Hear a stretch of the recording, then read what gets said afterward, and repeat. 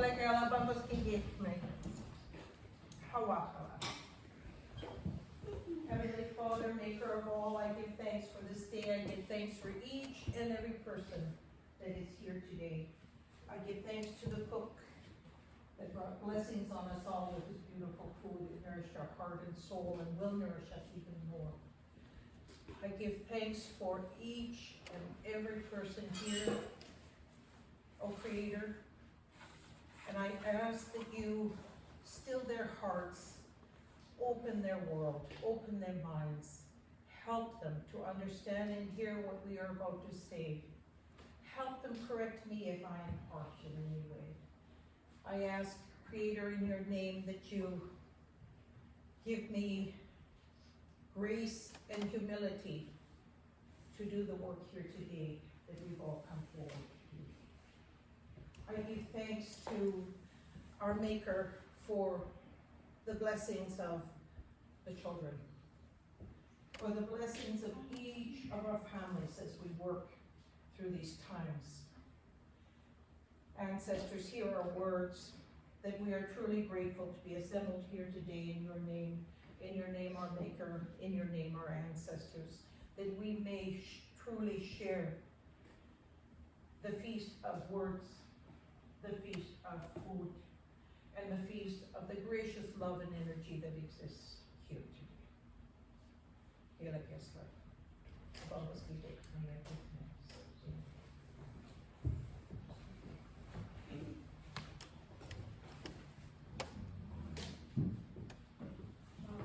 It's really an honor to be here with all of you, my community, and with my friend and mentor,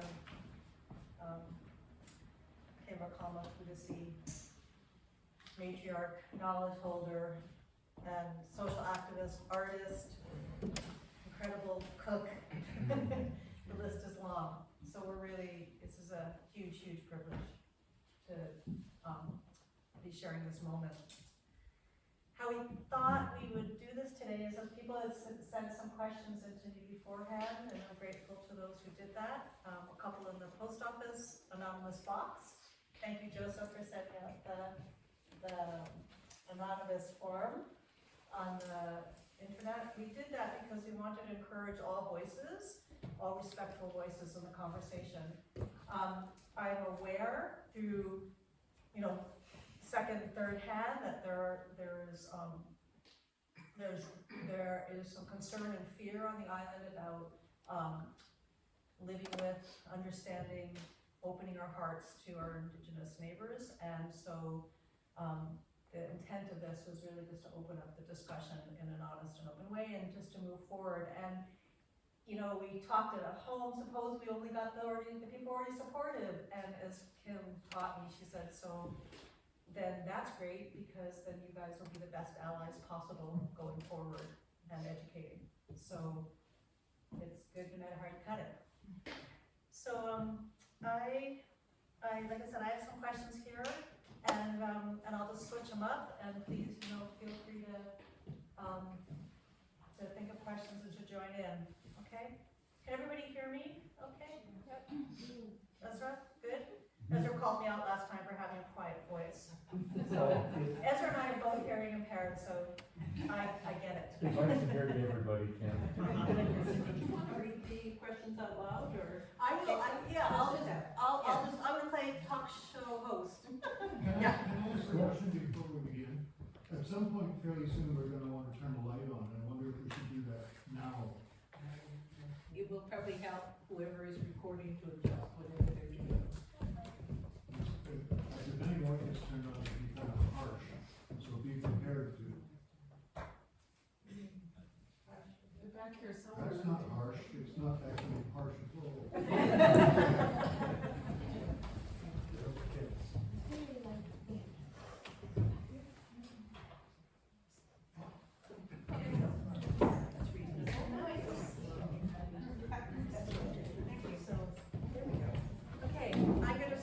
I'll pose the first question. Yeah. Okay. So, the opening question. How were traditional territories, in quotes, decided in the distant past in a more recent colonial times. And then what does it mean to say Xwe'etay is in the traditional territory of blank region? Each and every cultural grouping in British Columbia is, and you've got to understand, on Vancouver Island, there are 3 distinct cultural groupings that are akin to comparing French, German, and English.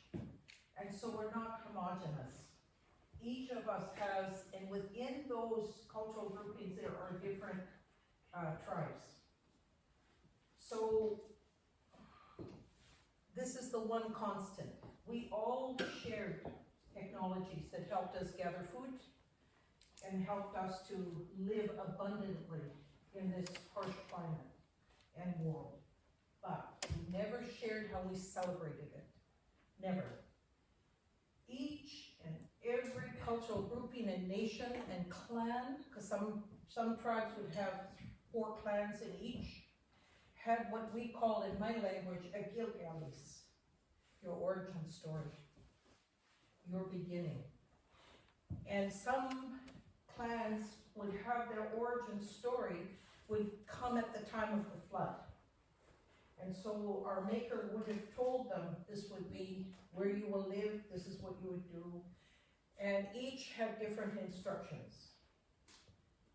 Some, like my late husband, Quaxi Stella, was actually the origin story. He was the origin of all the Quack. That was his legend. The other clans were what happened after the flood. Here, in Xwe'etay, it's the same. We didn't have a federal government that laid out traditional territory and jurisdictions. Above Lasqueti, our Heavenly Father, our Creator, did that. And if we trace our origins back far enough, that's where that came from. It became disrupted for about 200 years. And it became deliberately disrupted for trying to extract the resources from the land. There was rapid depopulation here. Rapid depopulation because people were never exposed to measles, mumps, tuberculosis. Well, there was a tuberculosis, but the strain that came, smallpox.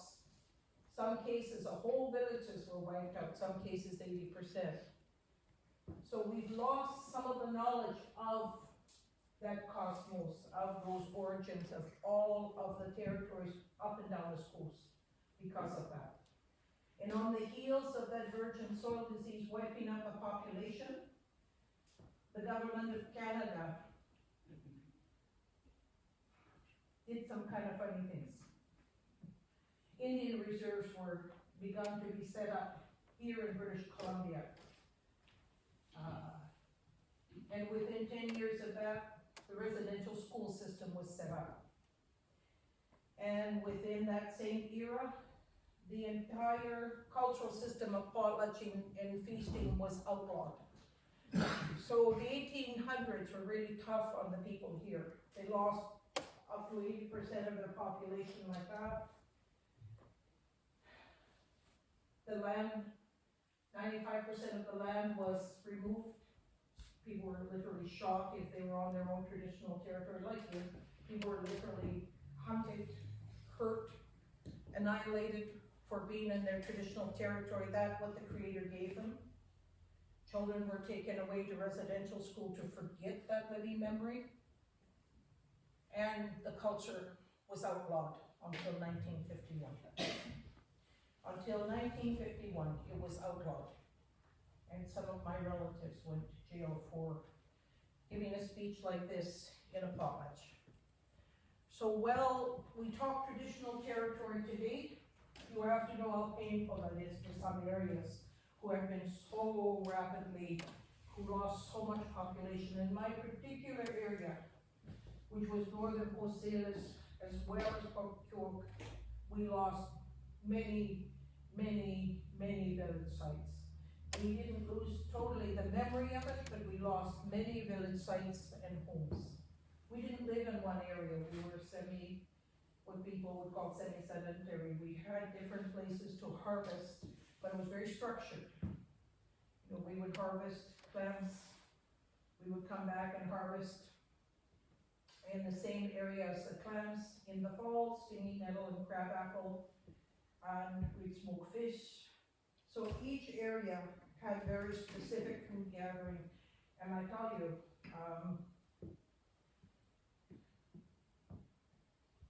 it was really, really at highest law-breaking to wander onto somebody else's traditional territory and extract their resources. For example, the Nuu-chah-nulth people, if they were whaling on the west coast, and they had caught a whale, you can imagine, a gray whale, in a dugout canoe, and it had drifted into another Hatwis territory, became the owner. The owner became that Hatwis, that chief's territory. It was not very much different here as well. So we married carefully, really carefully. We married so that we could have access to resources. And even in my lifetime, even in my early childhood, that kind of thing took place. I remember being very cheeky as a teenager and saying, why don't you leave me out of this? And you trade this for that. You don't have to include me in this. I was a cheeky 16-year-old. I didn't say that ever again. I was really, really badly reprimanded. But it is, traditional territory is something we speak of a lot now. But some of it has to do with being orderly for a treaty system. And some of it is to make the treaty hard. Because knowing what these four things happen to the people in a 40-year period, lose 80% plus of your population, lose 95% of your land, lose your children, and lose your culture. In the late 1800s, to have that happen, it's pretty hard now to have that living memory of the exact details of these things. I know Xwe'etay because my brother, Mark Tlapwakila, is the hereditary chief of this area. And I know it because he started to fish at 4 years old. And he was taken by the elders in his family who knew he would inherit one day and docked Sabine Channel. That's our sockeye run. And he was docked where the herring homesteads were and where the herring was.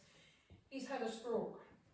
When he looked at the photographs that we took, that Dana gave me, he told me immediately what those things were and where they were. He located them. He could tell me by just looking at them.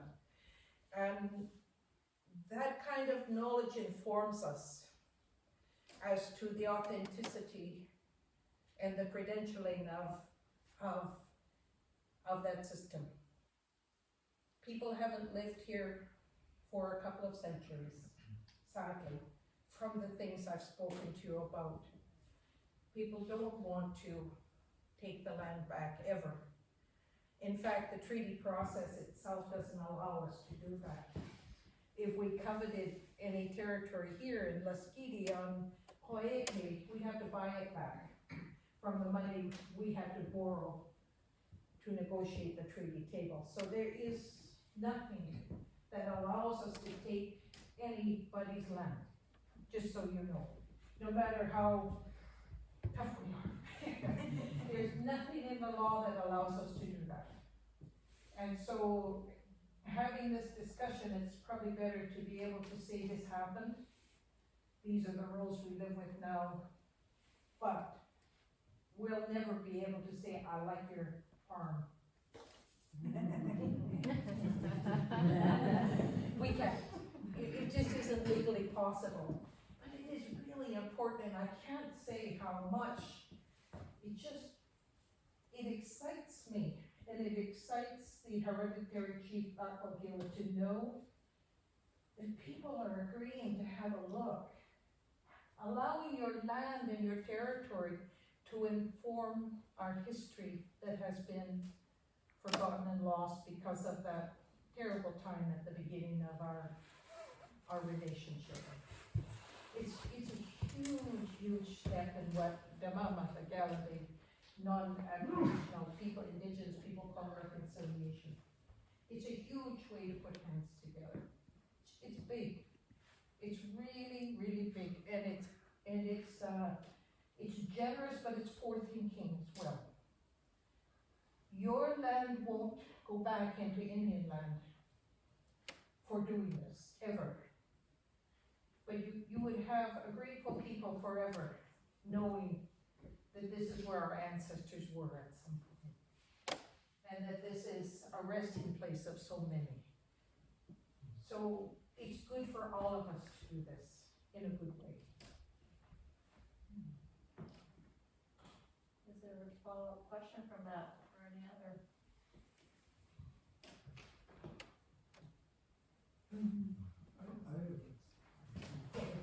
I read somewhere, and I'm sorry, I can't remember where, Okay. that at some point, the court said to the government of Canada, and I don't know which case it was, you better negotiate with these people, because if you don't negotiate, they may win in the courts.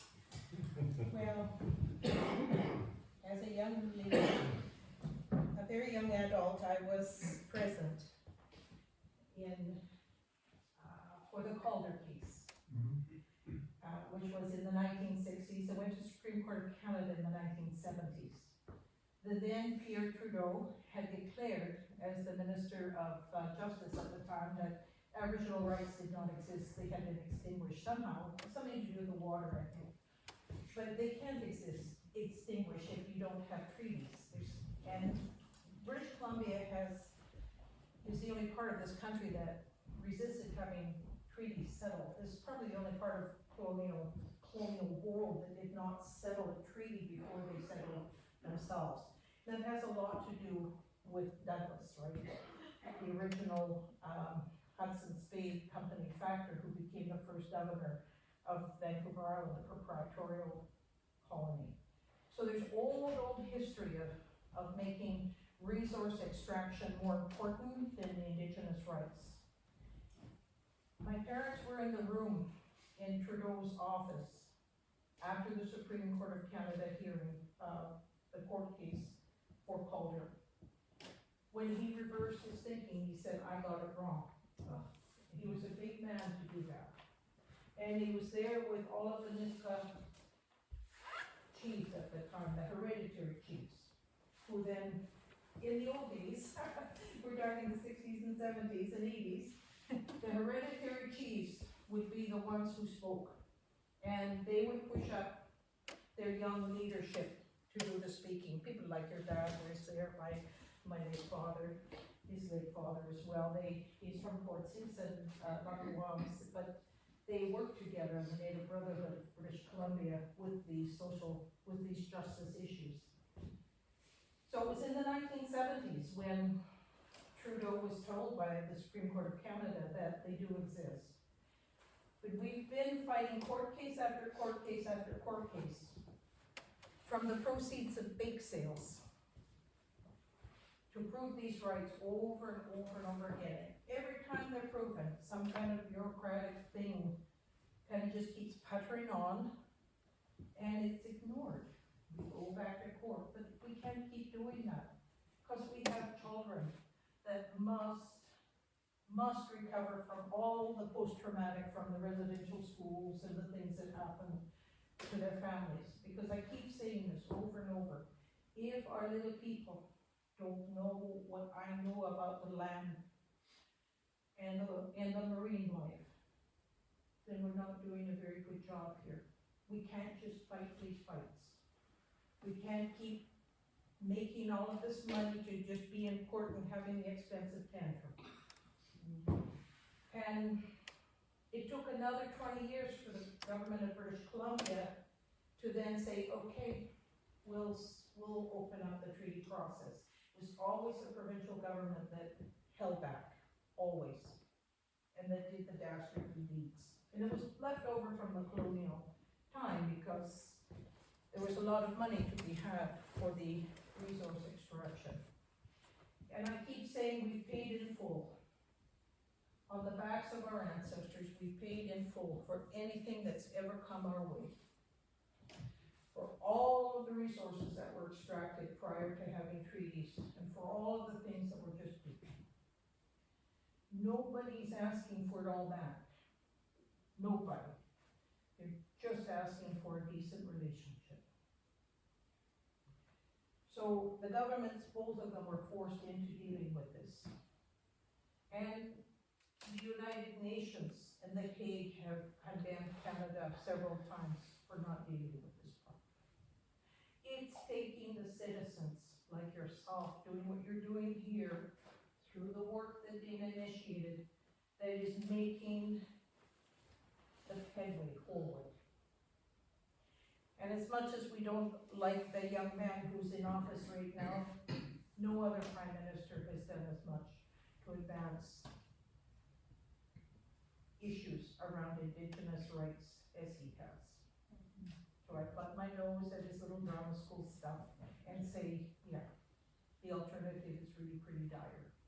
We don't need to be taking a step back.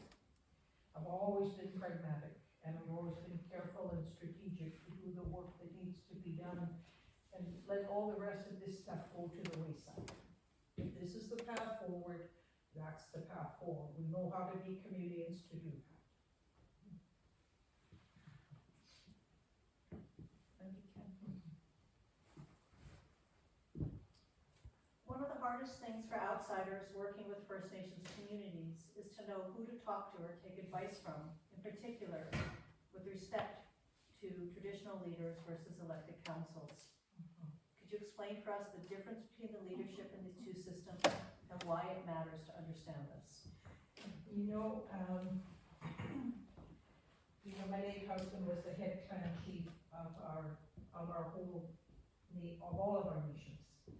And he was a very gracious and generous man. A restricted system.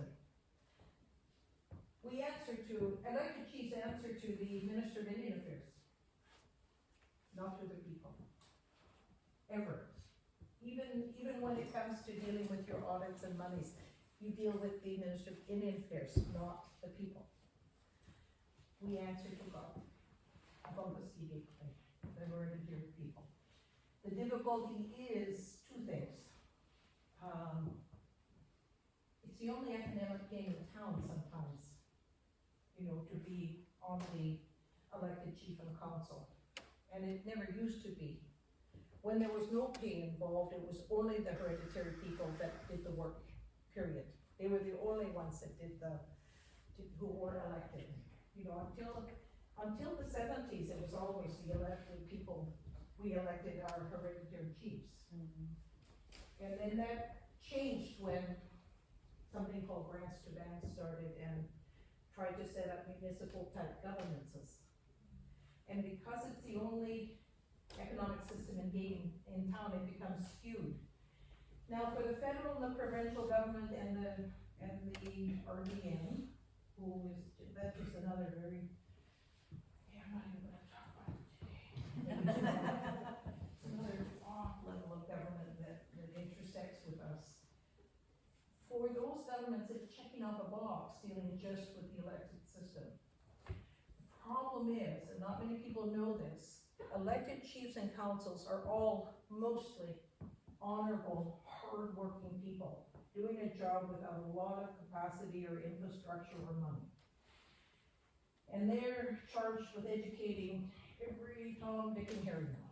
Like every little thing comes over their desk. It's pretty hard to discern what to talk about, who to talk to, and what to do. But their jurisdiction is only for the reserve land, period. So when it comes to the outlying traditional territory, unless they've got a really good relationship with their traditional owners, the traditional leaders, the hereditary system, pretty hard to go to court. And it's really hard to be part of a treaty system unless you can show, because you can't talk about those other things. So it puts us in a really tough situation. On the one hand, you need that infrastructure in order to finally have healthcare. Because it's only been like less than maybe 15 years that we've had the same kind of healthcare on reserve that we do off. It's not that long. And it wasn't until 1965 that the Indian hospital closed in Nanaimo. And I was part of a little experimental group. I was abused in the Indian hospital as a child in Nanaimo. There were 3 hospitals that we went to. And if you were a registered Indian, you could not seek medical attention anywhere else. You had to be shipped to one of those areas. In those places, mass sterilization took place. In those places, medical experimentation took place well into the 1960s. So it's in our lifetime that all of this has happened. So there is a need to have the elected chiefs and councils. They have a big job to do. They work hard to make sure that there is that anything that's available to anybody else is available to our own people on reserve land. But it's really tricky when it comes to the words traditional territory, because they don't always have jurisdiction unless they have that good relationship with their hereditary leadership. Because anybody can go to court. The federal or provincial government RDN can go to court and challenge that they could not sign on the dotted line, as what happened with the Xwe'etay. People challenged that the elected leadership did not have the authority to speak of things that were outside of their little reserve land. My reserve is 173 acres, less than a quarter section. Our reserves on the coast were made very small, almost 100 times smaller than the reserves on the prairies, because we were supposed to have unlimited use of the marine life, of the shores. Well, we haven't been able to convince the Department of Fisheries and Oceans about that yet. And as my brother says, we managed this for thousands of years according to what our Gilgalis was, according to the instructions our Creator gave us at the time of the flood. But he said, those buggers messed it up in 100 years. And they want to give it back to us all broken now. So there's a real funny, we have to have that dance between the two. My advice is, you ask who the hereditary leaders are. And if people can't tell you, you probably, it's a good sign that you've got a problem. So ask to speak to the elected chief and council and the hereditary leadership if you're needing to do this work. And more than likely, you'll get somebody like me who does the work for the hereditary chiefs to do this talking and work. Because there's lots to do. None of it's paid for. None of it is, it's just your life. Right? It's what we do. Yes, sir. Is there some lineage coming forward with the hereditary chiefs? Like is your children's still stepping in the role? I was just showing, was it Sean? Yeah. Yeah. I was just showing Sean, my brother's children and grandchildren. They've already been named where it's going. And we're just trying to get everybody really healthy. Yeah. And they know more about the sea and the land than most people that I know. They began that training before they were 2. They lived their lives on the boat and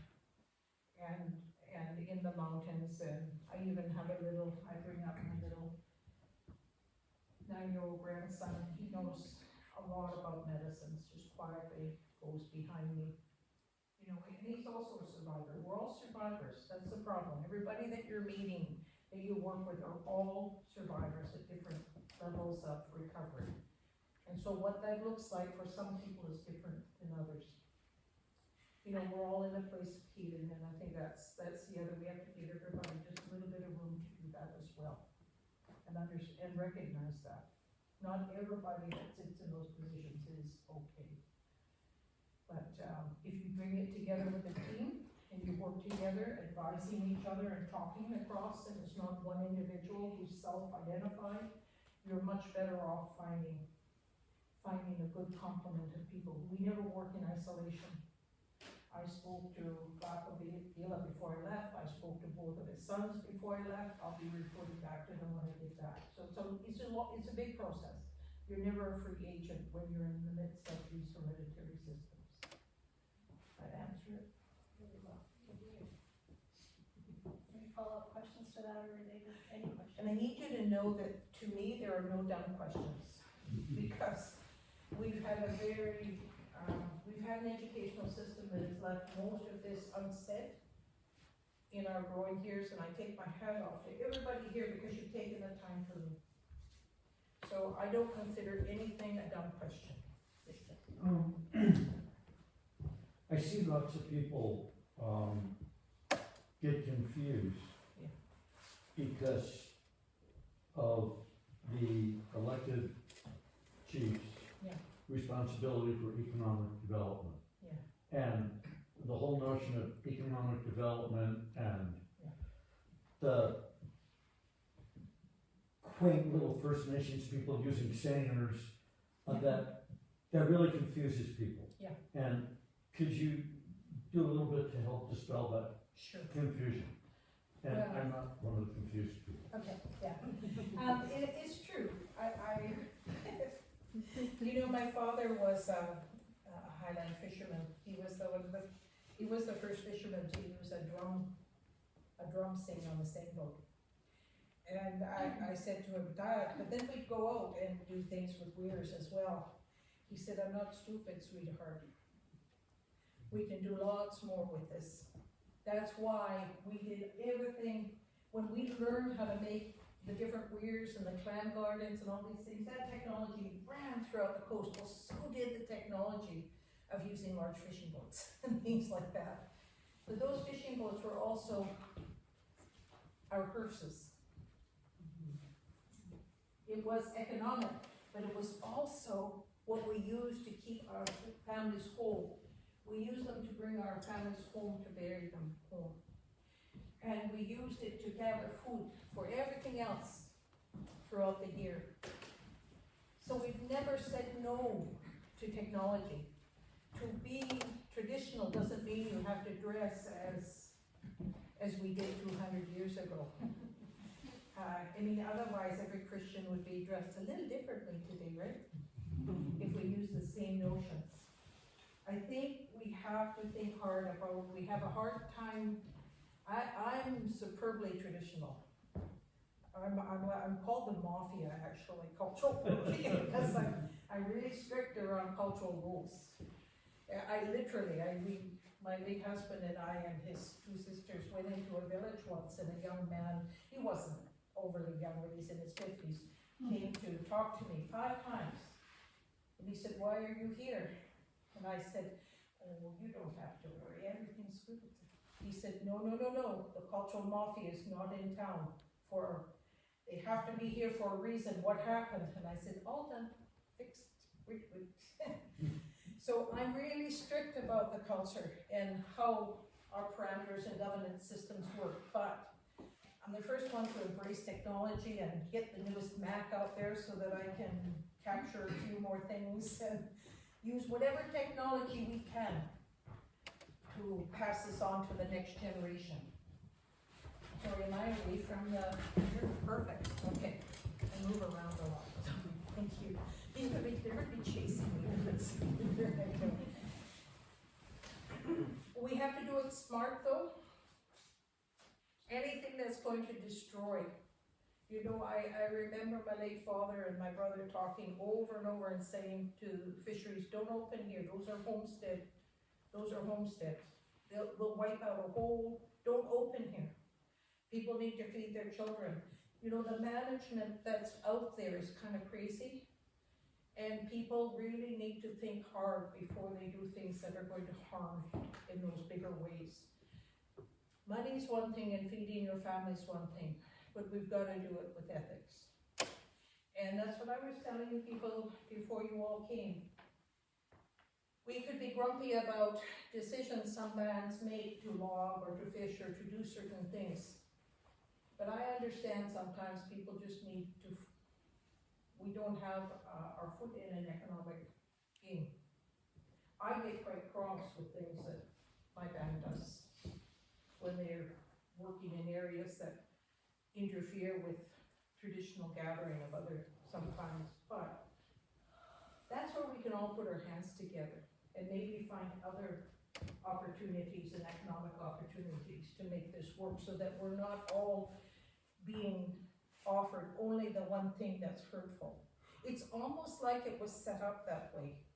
hands are tied so that you can't log in certain areas. Oh, let's let the Indians have 10% of that, and then we can get away with it.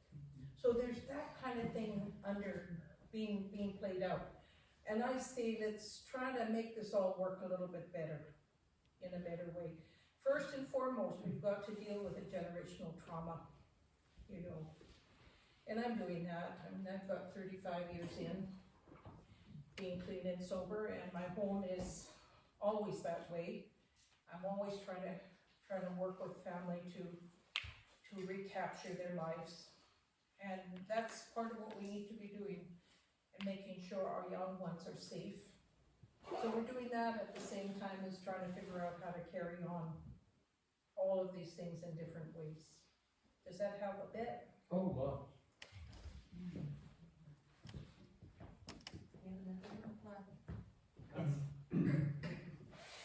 When I was a kid and lived in False Bay, behind our house there, in the back of False Bay, there was at least, it was very steep, but there were at least 3 levels where houses used to be built in the old days. Yes, Right? yes. And so, and there was that was very concentrated. And then then lately I've been realizing when I go to, there was quite a lot of that all around False Bay. Probably thousands of people living in False Bay. Absolutely. And how do they deal with the cleanliness? How they deal with it? The cleanliness, the outhouses and all that kind of stuff. Because that many people living Oh, there, I how do know. you deal with it? I always think of that too. I do. Well, you know, people bathe every day in the water. Every day. Of course. Every day. And there was punishment if you bathed in the chief's bathing site. You know, because it was spiritually would have contaminated it. People had assigned areas to bathe all the time. And yeah, you know, people did have outhouse systems. And they're pretty ingenious, because sometimes they would actually use urine to help make bin boxes. It helped to when it was being steamed. But yeah, the cleanliness was a tough one. But people bathed every day for ritual reasons as well as for cleanliness. Yeah, there were thousands of people. It's pretty astounding, isn't it? There was an orderliness in this rough terrain that you know, today we look at it a lot differently. Years ago, people would think that the people were pretty rudimentary here. But a sign of a really advanced culture is how diverse they can be and the density of the population. And so to look at the coast and see that, it was pretty amazing. Now, if you know our people today, we're real sticklers for cleanliness. And my late husband was woken every morning, chip a hole in the river, would be frozen solid, and his little body would be put in every day to spiritually strengthen him, but also to cleanse him. And it would happen at the end of the day if he worked. But every morning, this little 2- and 4-year-old would, you know, from the age of 2, he was dipped in the water to strengthen him spiritually. And if you're not feeling well, constantly you'll hear people say, you've got to go bath. Doesn't mean go into the bathtub, it means go into the ocean, go into where your bathing site was, make yourself right again. You're right, I think about it too. In today's world, we don't have a lot of people do that. I watched, you know, the colonized, the people that came here, they were really smelly. And the people talked about how dirty they were. You know, the people that came on the tall ships. And I can just imagine how smelly the French courts were. They just covered themselves up. That's why I was joking.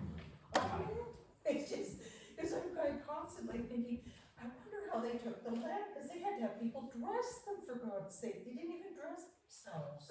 So we felt sorry. And we're kind of generous and help people eat.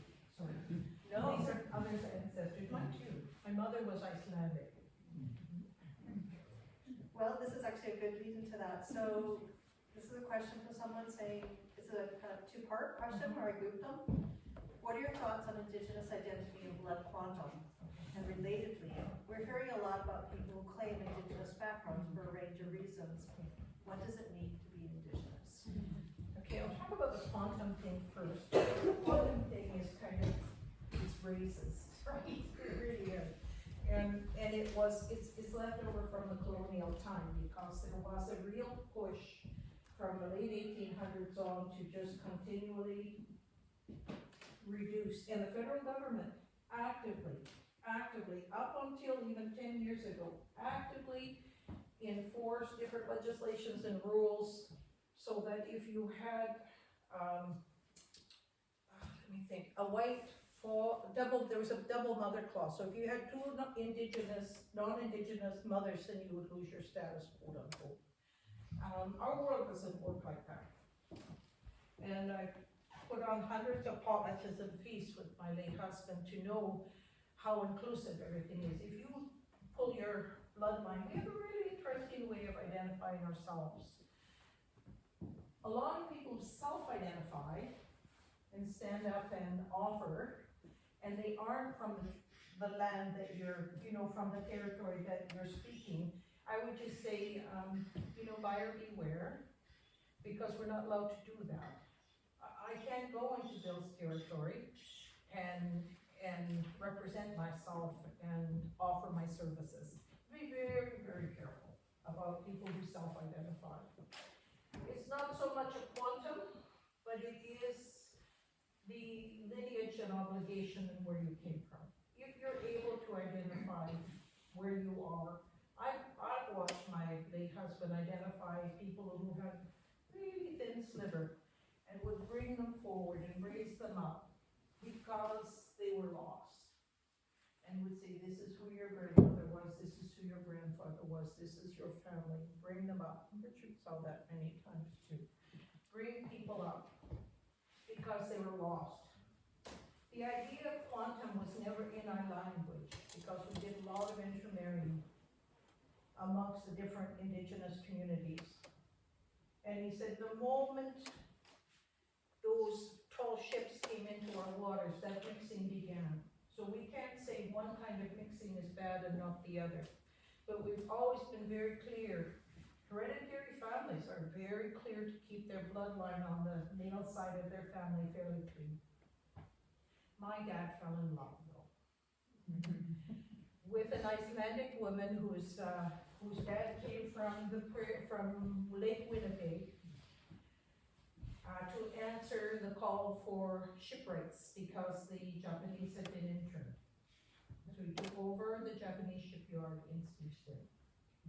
And there was a huge community of Kwapachuk people and different Altsuk and people who were migrant workers, if you call it that, at the cannery. And so my dad fell in love with the daughter of a shipwright who was packing plywood on her back. And so he actually had an arranged marriage. He stepped out of the arranged marriage he was supposed to have and married my mother and got into a lot of trouble. But we actually benefited because a lot of the old people felt sorry for us because we didn't have a mother who would train us in certain things.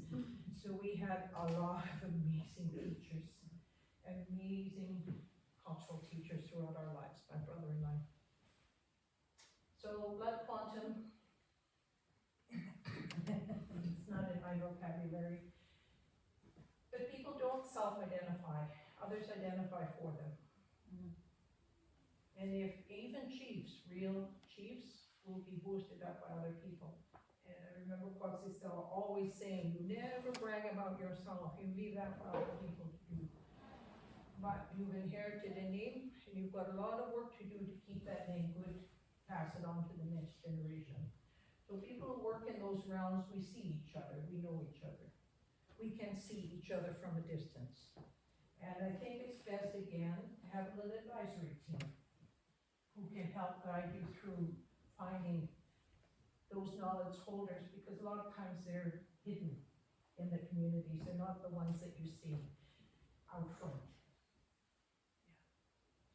Yeah. I know it strays a little bit from the topic today. Nice and loud. What's that? Oh, sorry.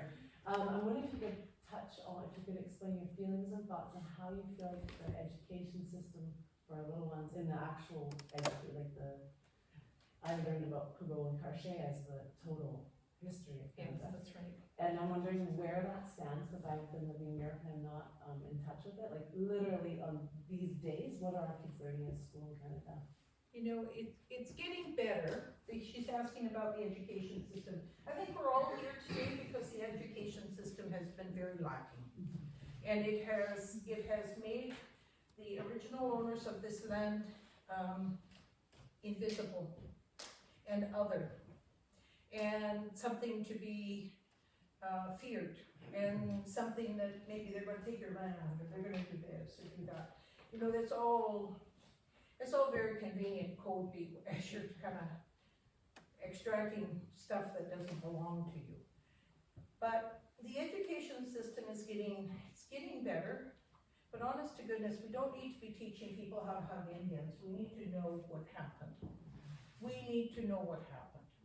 And my poor little grandson just came home just in a state because of how the topic of residential schools was introduced 2 years ago, just willy-nilly, because they had a mandate to do that, to try to speak of the first Truth and Reconciliation Day, and he was just beyond, taken aback, and it traumatized him. The big problem you have to do it with real finesse, because I remember when I went to university, I was treated like I was some kind of demographic expert on everything Indigenous.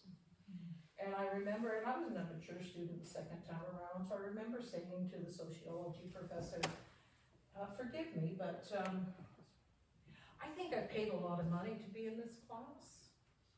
And I don't think I'm the one that's supposed to be here teaching. And I think that if we're gonna do that, let's ask that random girl over there what the divorce rate is here for young 16-year-olds. And let's ask, and I pointed to somebody else and did all of that. He said, point taken. I said, no, I don't think so. I don't think you get how harmful this is. You put people on a pedestal asking them as if they know everything. And unfortunately, in our culture, we're compartmentalized to learn certain things and have certain obligations. And when you put all of that information out and then you turn to an 8-year-old or a 9-year-old and say, did that happen to your mom or dad? Or you try to make it, have people talk about their experience or what they knew, whole bunch of our kids are in foster care. They don't even know their families. We're trying to correct that.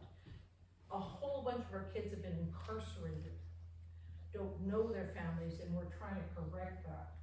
And so it has to do better, both right from kindergarten up. It has to do better in a way that's respectful, has some grace, doesn't teach people how to, embrace some very strange things and think that you've checked the box off and done that. It has to be a continuing dialogue. And as I said to Dana, I sent her the link to Murray Sinclair's speech, and I think she forwarded it to you.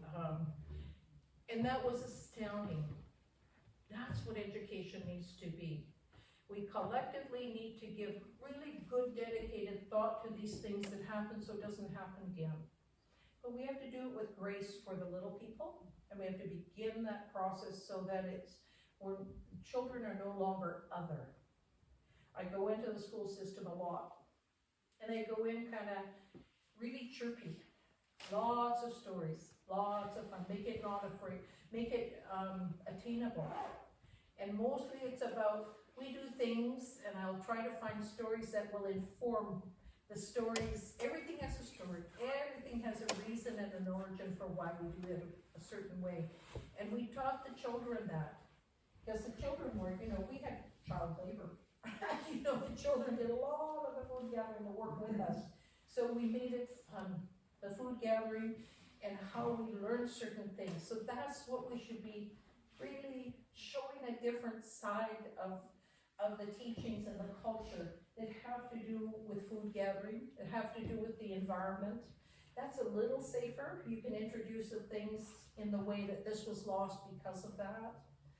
And so let's try to make this better. Let's fix the stream. Let's talk about why the Chum Center are such fashionistas. They actually negotiated with the creator for the champ salmon to come up last because they wanted to put on their best beautiful outfit. So just, you can do that, and you know, the chumps aren't all that delectable when you start with sockeye, right? So we have to dress them up somehow. And we love, I love, there's my favorite fish. I think I love the story so much. And it is the best smokers, the dashingest colors. I mean, if you watch me work fish, I even kiss those puppies when we're working because I remember those stories. And I think if we can share with children that immense joy in anything to do with our environment, that kind of sets a foundation for why all these other struggles are taking place, so that we can return our children to that. All of our children to that. Oh, thank you. Yes, sir. So I have a question that it might be inappropriate for your background.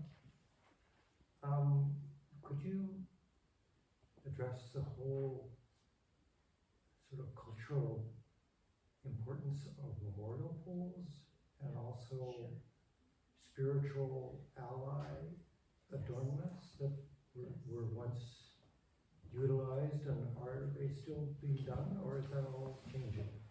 Stay down. My shawl, you can pass me my shawl, right? So remind everyone to speak up so Yeah. everyone can hear. So he talks about the importance of memorial poles. You know, a memorial pole is a snapshot in time. We've carved 2 for my family, 3. I have 1 in my yard and 2 at a graveyard. And the memorial poles speak to that moment in time. So whoever is you're memorializing, you speak to, you can include on the totem pole the mother's clan, the father's clan, the grandfather. You can reach back, because we all married carefully so that we would have these beautiful gifts back and forth. And so on the one that's in my yard, the Kulu sits on the top. That's the baby brother of the thunderbird. And the next is the Sisio, the double-headed serpent, because all chiefs had that. It's a supernatural strength and power. And on the bottom is a wolf. That was my late husband's clan. So that was his memorial pole to remind me that he was here. But he did it before he died, and put it up and quietly said that was for that. My father's pole has different characters on it because his ancestry is different than my late husband's. This is my family's main crest. I'll open it. It's the baby brother of the thunderbird called the Kulus. Our flood story tells us that this is the ancestor bird or creature that helped us at the time of the flood. And in our culture, that's how we organize ourselves. And we don't just wear any design. If you're a traditionalist, you don't just go and buy something because you like a wolf or you like a bear. And other cultures do. They have spiritual guidances, but we organize ourselves for that supernatural helper that helped us at the time of the flood.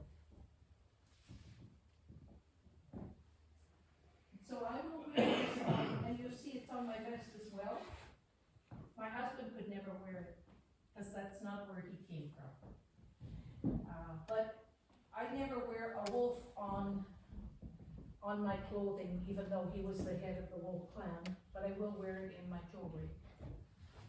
So I won't wear it because this is ceremonial. So, is this tradition still being carried on? Yes, in many cases, yes. Would you say? Not everywhere, Not everywhere. not everywhere, no.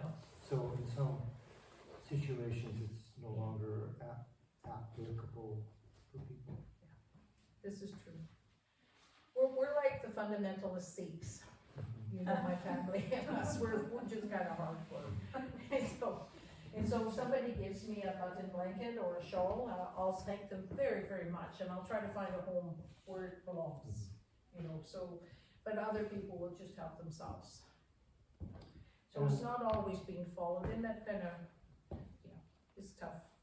I lived up north for a while. Right, On Malcolm Island, and we would go to Alert Bay. Yeah. And also to Mamalakula, yes. and we would see memorial poles. We let them go when they go down to, when they fall, we let them return to the earth. We don't repair them.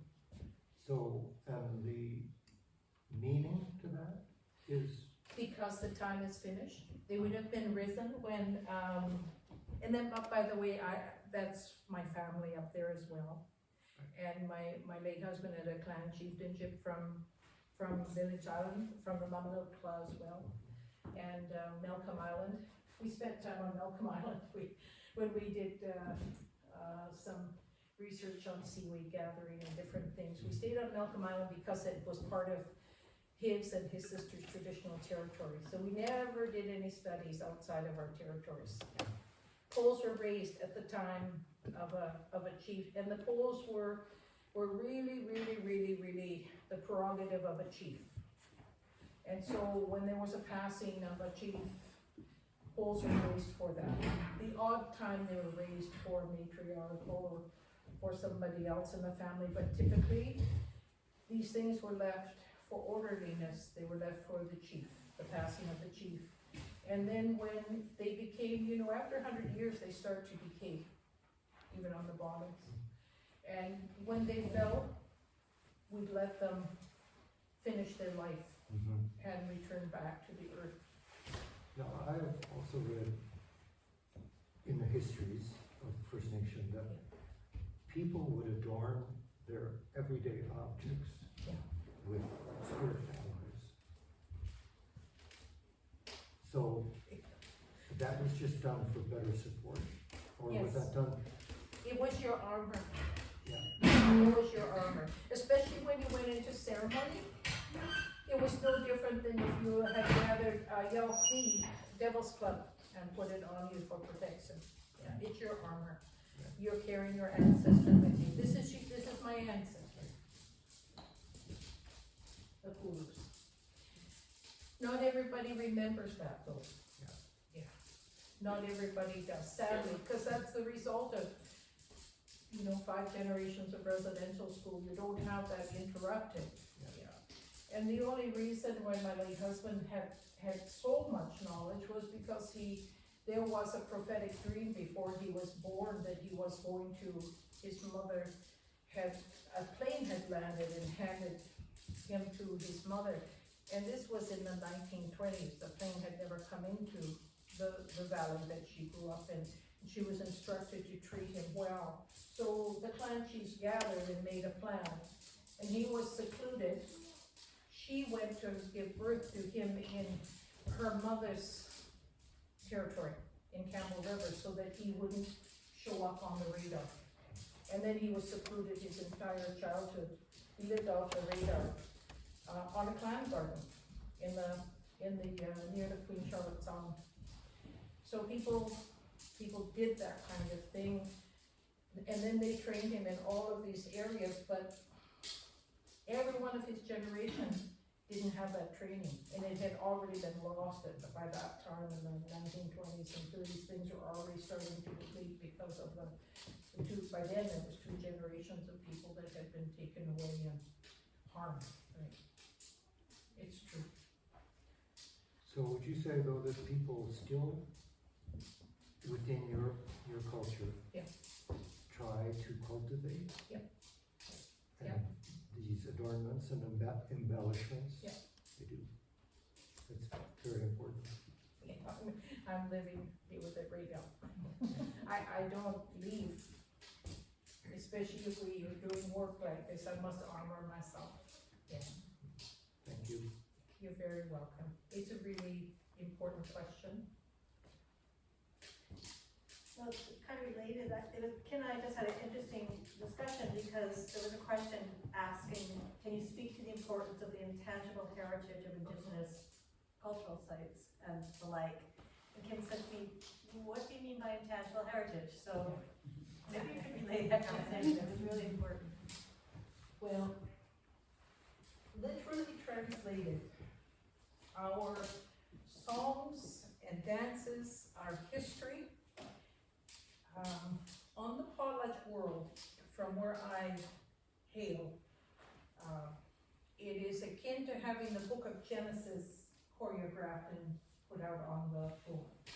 So it's every contact that our ancestor had with the spirit world is choreographed in song and dance, and that's your tangible wealth. Your history and those things attached to it are your tangible wealth, not this, not this.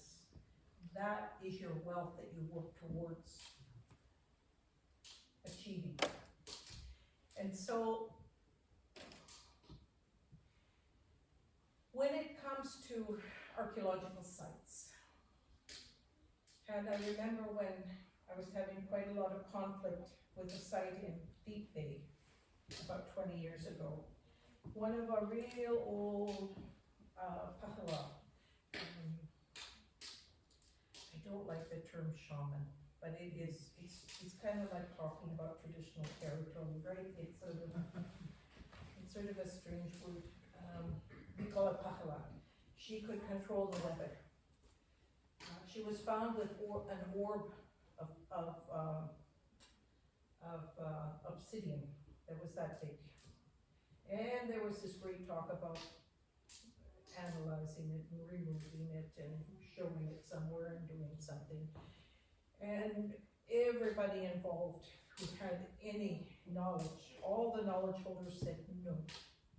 Her crown of crystals that had come from the Numpcase Valley, her obsidian and jade around the crown of her head that had come from, I can't remember right now, the different areas, were all meant to be left. She lay on a bed of humps, red ochre. And so I forced the archaeologists of the day to take careful sketches. And I said, if she must be removed, then she will be returned within a centimeter with all of her possessions, because those are not ours. Those are not ours. Yeah, maybe they have some kind of meaning and wealth and idea for you, but we have no right to be doing that. Wherever possible, I don't like to relocate ancestors. It's not nice. It's not right. It's unsafe, dangerous. So our tangible wealth has to do with our history and how we celebrate it and demonstrate it. The songs and the dances, and we intermarried carefully to attain those things. Very carefully to attain certain dances that were big wealth items, not for crystal orbs and things like that, but that was it. Any other questions? Okay, follow-up or additional question? Any questions? I'm okay with anything. I have a question. Sure. I'd like to understand more about what the significance is of the 94 calls to action that were brought forth by the Truth and Reconciliation Commission, Yes. and why, and what's the importance of really trying to make sure that they are completed. You know, there have been many royal commissions called, and the very expensive royal commissions sit on shelves. This was the first that had very specific calls to action, because the box was open to talk about that incredible body of pain and hurt about the residential schools, where before it was just glossed on. The last one was George Erasmus was the co-chair. He said, nice man, but nothing came of it. There's all kinds of beautiful things written about it, but nobody read it, really, outside of the bureaucrats that had to. And I like the way they structured this one, because the calls to action are a blueprint to say, let's try to get this right. Let's not just open up people's hearts. It's like asking a rape victim to continually testify over and over and over, and opening up those scars. And if you're not going to offer a solution or a remedy or something that will heal or else punish, But that's not what this was about. It was not to do with anything. But if you're in a place where you need to see something to fix that, in whatever way that that is, then you have to have calls to action. And I was really pleased to see that everybody's heart and soul that went into this. There are I work for APTN, the Aboriginal People's Television Network, and one of the calls to action is to watch APTN. Thank you very much. And the whole purpose of it is, but it's underfunded and we struggle. We run a whole national network for under $50 million, like in none of it, and all over the place.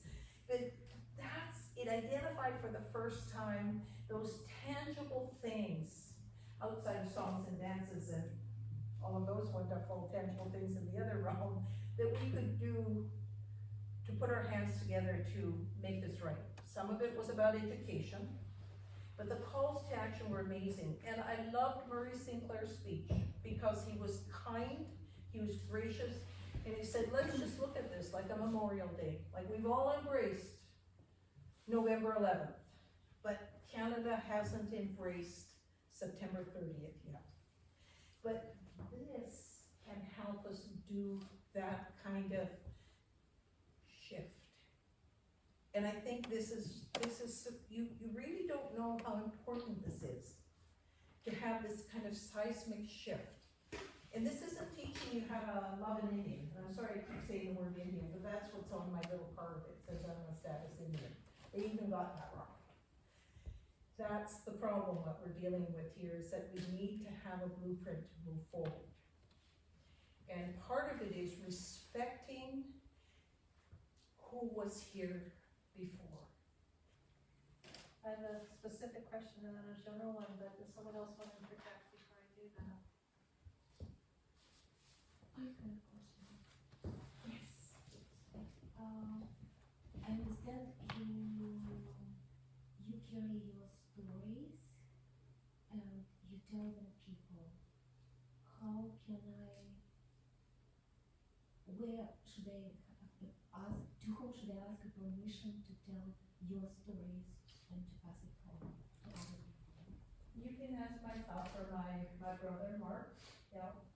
Most of what I've told you today, I'm happy for you to be able to remember it accurately. And so it's not all strictly public domain, but I haven't evoked anything here that belongs only in the chief realm, okay? So many of these things, we will often, if we've had something like this, we'll pay witnesses to ask you to remember accurately. And you'll hear older people say, oh, no, that means, oh, I've heard that before. So you are allowed to remember this.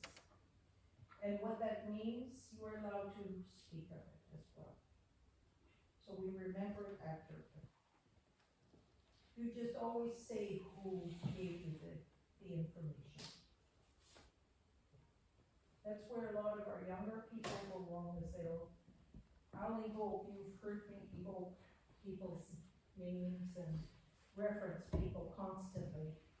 And if we were all Indigenous here, I would be using their Indian names so that you would know that that's the authority that it came from. So, does that help? Yes, thank you. But what about storytelling? Taking your stories and to speak up, like to. Not all of them can be passed on. Not all of them. If it has been published by the owner of the story, then I would say, as long as you cite and say who presented that story, you can do that, because most of the time they would have gone through. My late father-in-law from my first marriage wrote books called Son of Brave and Son of Fear, and Potlatch, and how Santal, my son. Those those were all, he worked with his elders. And he was an old man when he wrote that, but he worked with his elders to get permission to walk these things through so that they wouldn't be lost. And even with something that has been published, cite where it came from, say who brought it forward. I would say this is a story told by this person. Otherwise, be careful. Because some of the stories are pretty tough ancestral stories and they have their own energy, so we don't play with them. But usually the ones that are out there for publication have had that work done first, and they've been vetted so that people who are the owners have been consulted to be able to bring it forward. Because we have to do things so that our children remember as well.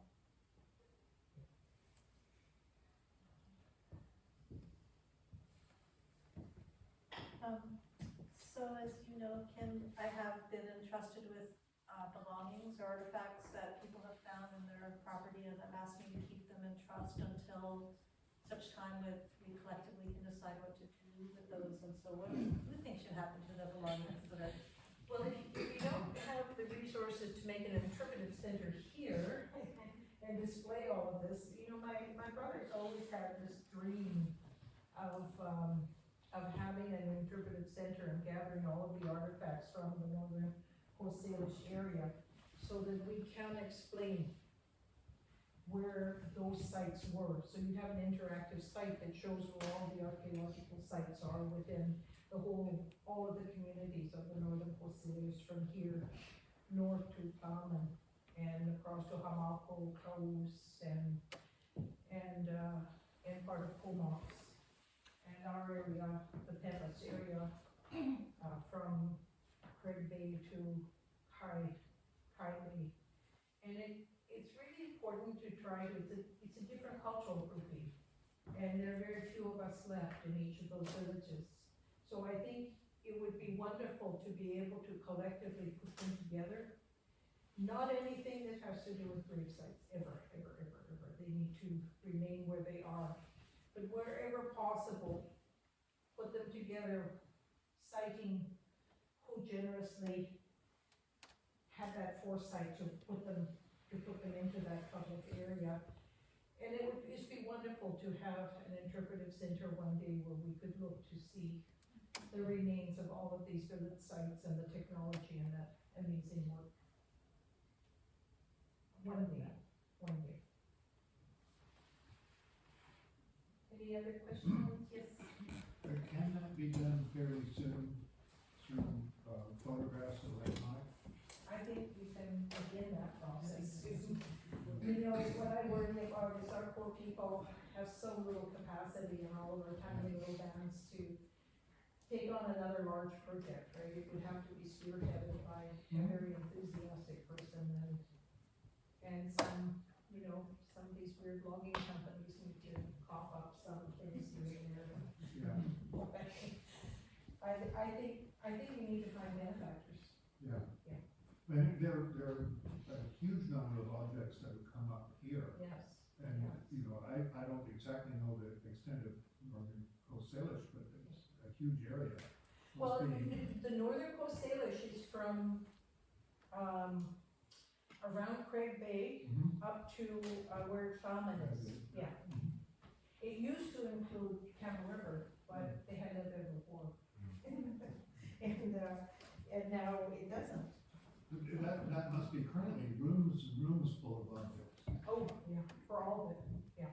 Wouldn't it be nice if we finally got a few of our ancestors returned. You know, our museum still is, the museum is still quite filled with ancestors and artifacts. And one last one, I think. So you've touched on this in different ways, but maybe just by way of wrap up, that wondering just about what are some concrete steps that we as settlers here in Xwe'etay could do to be better allies with our First Nations neighbors. What you're doing right now, walks, period. What doing right now is an example of an unselfish, gracious way to allow your land to be investigated so that our history can be brought to life again. I don't know if you can get any better than that. I really don't. It is truly amazing. And I think the more that we can do, we can watch APTN. But not the steel cutting.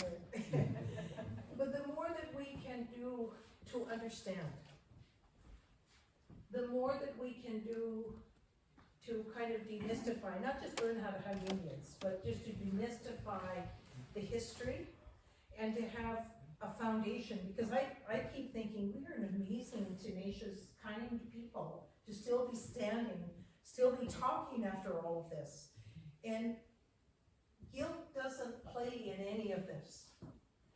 So it can't play in any of this. I've said this before and I'm going to say it again. It is one of the most debilitating emotions that we can ever have. And my uncle used to always say to me, I don't give you permission to be guilty. You can't carry that. You must move to a solution. And move to look to see personally what you can do. And if it's as simple as doing the APTN news, that's great. That's a simple, easy thing to start. But allowing your land to be investigated like free is a huge, honestly, it's huge. To be able to take a contained, quiet community that has it isn't a very large community, but in a lot of ways you're unique and you're able to do this easier than any other island or community can.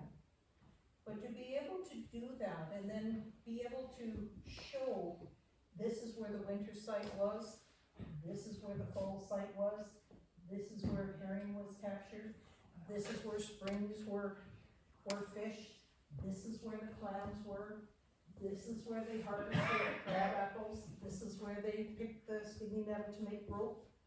It's big. It's more than what we can do on our own lands. So I raise my hands to you and thank you for that, because that is really big. And every day that you can let people know that nobody can legally kind of take back your land.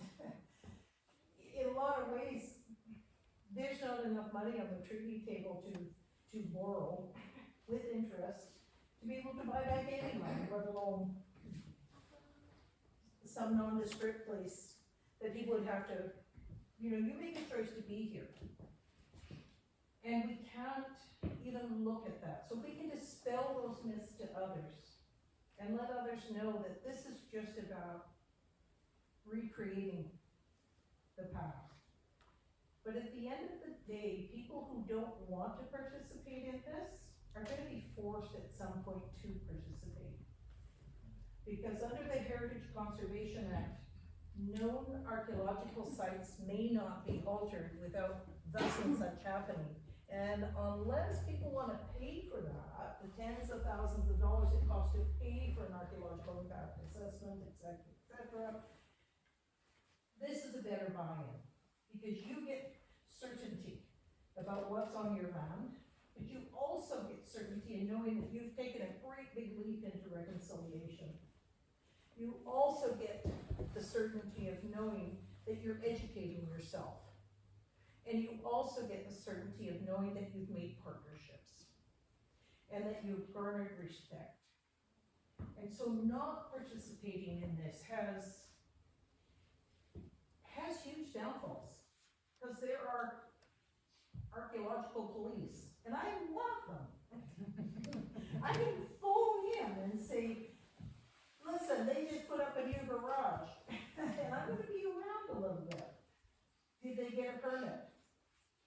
There are fines attached to it. It's better to know and have certainty and add to the narrative, because fee simple land is not exempt from the Heritage Conservation Act. And it's being beefed up now, and it's gonna be even tougher to avoid that in the future. No matter what your feelings are, and no matter what you believe or don't believe. But we're not the land police, and we're not gonna come back and take land in any way, shape, or form. But we are humbly and most certainly grateful for what you have done and what you are learning. Kayla Pesla, from the bottom of my heart for that.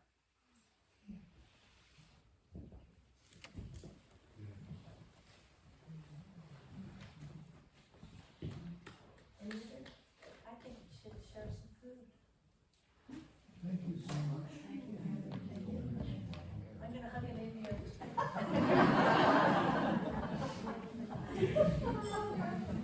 The China Doctor, the RCMP, and it was during the time when the murder and missing women people were coming along, they showed me their cross-cultural training, I said, oh my God, you're just teaching your constables to hug an Indian, you have serious work to do. It didn't go over well. I have watched twice now, Alanisa Longstone's film, Honor Test, Yes. The second time I watched it, he said at the very end of it, or very close to the end of it, the schools of Canada have taught white children to be racist. Yes, we have. And I hadn't known that until he said that. I know Eloise. Uh-huh. I know Eloise for a long time, she's a rock star. Yeah. She's almost 90 and she's still making documentary films. Yeah. And it was her niece who was just appointed to the, Supreme Court of Canada. Oh, really? Okay. Yeah, She's amazing, yeah. anyone who can make a 2.5-hour film about a court case, is Yeah, captivating. Yeah. It's just incredible film. There are a lot of really interesting, and she has about 50 films under her belt, and she started, she did do a lot on polka when that took place, but she demystified it. Oh, yeah. Yeah, so, yeah, you should get a little lending library here, some of these, there's some kind of interesting filmmakers out there. Some of them are pretty tough, some of them are sad, Yeah. and, like my father would say, I'd love to have an expensive tantrum on our behalf, right? But it's education, it really does, you're right. The racism is alive and well, unfortunately. Well, the other thing I just read 2 days ago is, and this is from a stand-up comic in the States, racism is not a yes and no thing, it's a bit like hunger. And I thought that was really revealing. Yes. Yes. I don't know if it's all of the National Film Board are available on any computer. Yeah. So tons of her films, hours and days of watching, Oh, and many other filmmakers. yeah, she's just brilliant, though. Yeah. You know, because she comes from really kind of a 70s political time, and she's just a nice person, but her stories are punch below the belt. Mhm. They're very informative. She takes things that are just tearjerker, really sad topics, and explains them so that you can actually go down that rabbit hole and understand it, rather than get debilitated by the pain of it or the guilt of it happening. Yeah. So she brings you back to a place of solution often when she does her work. Who's that? Eloise Abamchua. And my only claim to fame is I won out as best director with her on my right, and I had to go and apologize to her. It's my only claim to fame in that